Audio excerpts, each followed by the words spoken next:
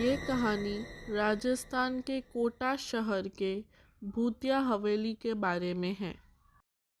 ये हवेली राजा महाराजा के समय से बनी हुई है, लेकिन पिछले 18 सालों से इस हवेली में आज तक कोई भी नहीं रहने आया है। इच्छा होने पर भी इस हवेली में कोई भी नहीं रह पाता है, क्योंकि लोगों का कहना था कि इस हवेली में भूत प्रेत का साया है।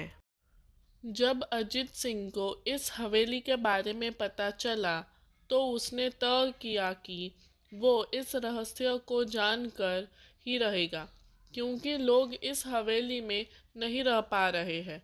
उसने मजबूत इच्छा शक्ति से हवेली में रहने की पूरी तैयारी कर ली। जब उसने हवेली के अंदर जाने के लिए पैर आगे बढ़ाए तो दरवाजे पे किसी अनजान व्यक्ति ने उसे रोक लिया और नज़दीक जाके बोला, कौन हो आप और किधर जा रहे हो? अजित सिंह ने जवाब देने के बजाय उसने सामने सवाल किया, जी आप कौन? मेरा नाम अर्जुन सिंह है और मैं यहाँ पास में ही रहता हूँ।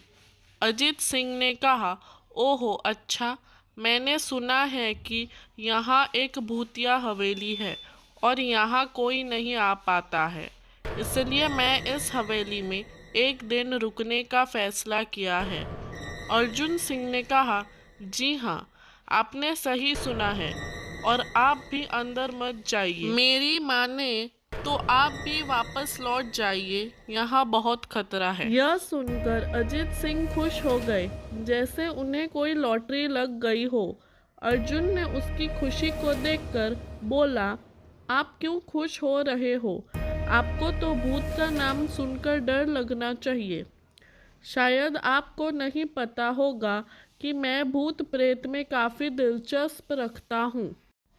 अगर इस हवेली में भूत हो तो मैं अंदर ज़रूर जाऊंगा और सारी सच्चाई का पता भी लगाऊंगा। इतना कहकर अजित सिंह उस हवेली में चले गए। अंदर जाके अजित ने अपने बैग को साइड में रखा और हवेली के चारों ओर देखने लगे। सारे रूम भी चेक कर लिए। बाद में ड्राइंग रूम में आकर सोफे पे बैठ गए। उसने वहां बैठकर 2-4 पैक दारू के भी पी गए। वही अचानक उस रूम में लाइट का एक बल्ब चालू बंद होने लगा, लेकिन अजित ने उस पर ध्यान नहीं दिया। थोड़ी देर बाद दूसरा बल्ब भी चालू बंद होने लगा। फिर तो हवेली के सारे लाइट चालू बंद होने लगे। ये सब देखकर अजित अपनी जगह पे खड़ा हो गया और संपूर्ण सावचेत हो गया। अचानक उसके सामने एक छोटा टेबल हवा में उड़ने लगा। करीबन 6 फुट हवा में ऊपर जाके गोल गोल घूमने लगा और बाद में अजित की ओर तेजी से आने लगा। अजित ने तुरंत ही अपनी जगह बदल दी और दूसरी ओर चला गया और वो टेबल वहां जाकर गिरा जहां अजित खड़ा था। अजित कुछ समझ पाता उतने में सोफे की शीट उसकी ओर आने लगी। वो जल्दी खड़ा हो गया और छलांग लगा के दूसरी ओर कूद गया। उसके कारण सोफा दीवार को टकराया और अजित बच गया। अचानक सब कुछ शांत हो गया। अजित ने चारों ओर सतर्कता से देखा और बड़ी आवाज में बोला, तुम जो भी हो सामने आकर के बात करो। वहीं एक बड़ी परछाई उसके सामने आई। अजित ने उस परछाई को देखकर बोला, कौन हो तुम और क्या तुम मुझे मारना चाहती हो? परछाई, तुम्हारी भूल के कारण। अजित, मेरी भूल? मैंने कौन सी भूल की? परछाई, इस हवेली में आने की भूल। मैं किसी को भी इस हवेली में खुश नहीं देख सकती। अजित ने उस परछाई ने जवाब दिया, आज से 18 साल पहले इस हवेली के मालिक ने मुझे यहीं पे ही मार डाला था। मेरी कोई गलती भी नहीं थी। इस कारण की वजह से मेरी आत्मा इस हवेली पर भटकती है।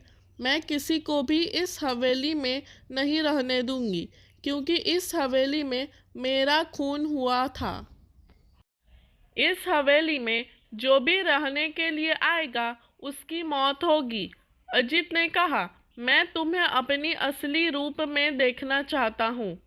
तुम्हें मारने से पहले मैं तेरी ये इच्छा अवश्य पूरी करूँगी।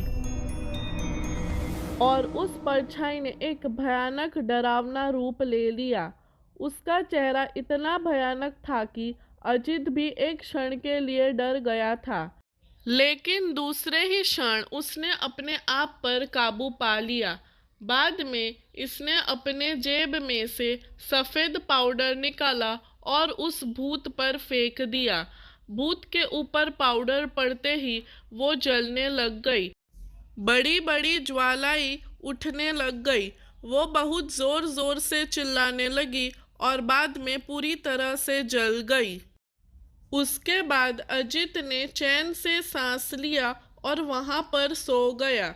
दूसरी दिन सुबह जब अजित को सही सलामत हवेली से बाहर आते देखा तो अर्जुन को आश्चर्य हुआ।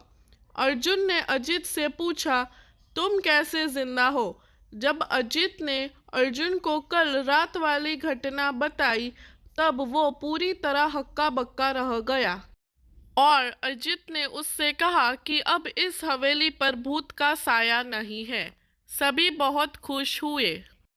दोस्तों, आपको यह कहानी कैसी लगी प्लीज़ हमें कमेंट करके ज़रूर बताइए।